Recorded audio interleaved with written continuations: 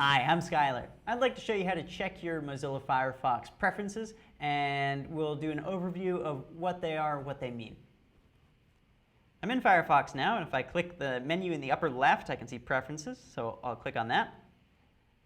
And we've got a bunch of different tabs up at the top. General, Tabs, Content, Applications, Privacy, Security, Sync, and Advanced.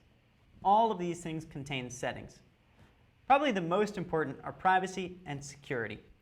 So under privacy, you've got tracking. By default, you'll see history settings that look like this, and then the location bar. I recommend clicking Use Custom Settings for history, and at least familiarizing yourself with these options and what they do. Next, let's check out security. Security controls features like sites installing add-ons, blocking reported attack sites, which you definitely want on, and reported web forgeries. Passwords can also be controlled here, and whether Firefox remembers them or not. You can see why these two tabs are the most important settings to familiarize yourself with. Thanks for watching. I'm Skylar.